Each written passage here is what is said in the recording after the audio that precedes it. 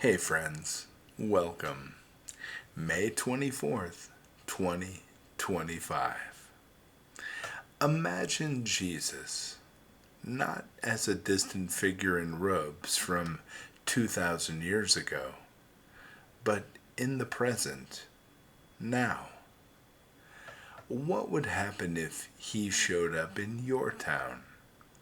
Not to perform magic tricks or gather crowds, but to touch lives, one by one, with the same unstoppable love that still ripples through eternity. We've followed him from city to city, each day this year, a new place, each hour, a new heart. And today, he walks on the brick-lined streets of Manchester, New Hampshire, the Queen City, a place built on mills and grit, on immigrants, innovators, and people who don't give up. So join me today as we walk with Jesus. It's 6:12 a.m.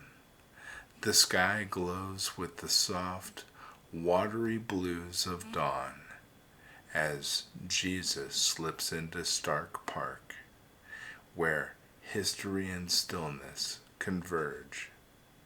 He walks among the memorial statues and tall maple trees, finally settling by the Merrimack River.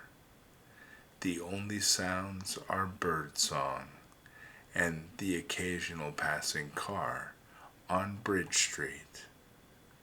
He kneels beside a tree that once shaded soldiers.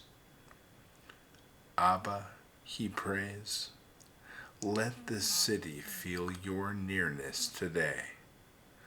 Let no wound go untouched, no tear unseen. Make me a mirror of your mercy. Amen. A passing dog walker with earbuds in glances at him, pausing for a moment. Their eyes meet. She doesn't know why, but her chest feels lighter. It's 9 a.m. now, inside the Manchester VA Medical Center. A sterile quiet hums through the corridors lined with faded flags and thank you notes from elementary school children. Jesus moves through the halls without urgency. He's never in a rush when pain is present.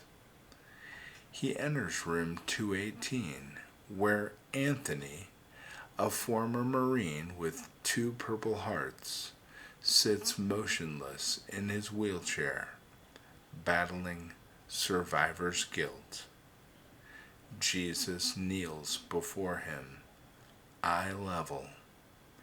Anthony, you don't have to carry the war in your chest anymore. Tears spill. Anthony says, I don't know how to let go. Jesus places a hand over his heart. Let me carry it with you. In another room, a nurse collapses onto a break room couch. She hasn't slept more than 4 hours in weeks. Jesus places a granola bar in her hand. Even God rested, he says with a wink. She laughs, a small one, but the kind that starts to mend something. 1:30 p.m. now at the New Horizons for New Hampshire shelter at 199 Manchester Street. Jesus takes a place in the serving line, handing out paper bowls of stew.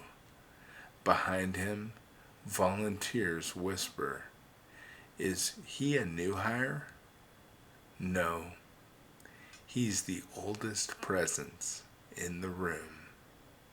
He sits across from Tasha, a 25-year-old mother with a toddler and no place to sleep tonight. Her hands shake as she eats. I used to pray. I don't think God listens anymore. Jesus nods, eating beside her.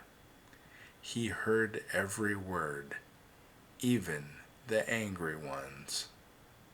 Her son giggles as Jesus draws a dinosaur on a napkin with a crayon. Tasha stares. For the first time in weeks, she imagines a future. At 3 p.m., at the Bookery Manchester, a local book cafe, Jesus browses the spirituality section before sitting down with a chamomile tea. Behind him, the wall reads, "Stories Matter." Nearby, a group of students from SNHU debate theology and TikTok trends. A young man says, "Faith is just a tool to control people." Jesus leans in from the next table. Bad faith can do that, but real faith sets people free. And they all fall silent. A girl with a half-shaved head and spiral notebook whispers, "I don't know what I believe." Jesus smiles. That is a beginning, not an ending. She starts writing a poem, a prayer, a piece of her soul long buried. It's 6 p.m. now outside the Palace Theater. Teens rehearse a street performance for a local fundraiser. Jesus claps to the beat, nodding with joy. A teen named Luis messes up a spin and mutters, "I suck." Jesus calls out, "No, you're learning. That's sacred too." The crew invites him into the circle. He dances awkwardly, on purpose. Laughter erupts, the kind that breaks chains. A theater teacher watching from the steps wipes her eyes. I haven't seen them smile like that in months. It's 9:30 p.m. at the summit of McIntyre Ski Area. Jesus stands beneath a sea of stars. The city sprawls below in golden threads of light. It's quiet, holy. He stretches his arms toward the skyline. "Father, let this city rest. Let the anxious breathe deeply. Let the ashamed know they are forgiven. Let the strong remember the source of their strength. Let the unseen know they are loved." Far below, across homes and highways, a suicidal teen deletes his note. A single dad finally tells his daughter he's proud. An addict walks into a recovery meeting for the first time. They don't know why tonight feels different, but it does. So, Jesus didn't need headlines today. He never did. He changed the world by changing one person at a time, intimately, intentionally, immeasurably. Today in Manchester, he fed the hungry, encouraged the forgotten, listened to the doubters, and blessed those who didn't even know they were being blessed. And tomorrow, he'll rise again. A different city, a different group of hurting hearts, but the same Redeemer. So come back tomorrow and join me, because someone, somewhere, is about to encounter Jesus, and it just might be you. Before you leave, I'd like to offer a prayer for everything you're holding in your heart today that's important to you. Are you ready? I'll lead. Our Father, who art in heaven, hallowed be thy name. Thy kingdom come, thy will be done, on earth as it is in heaven.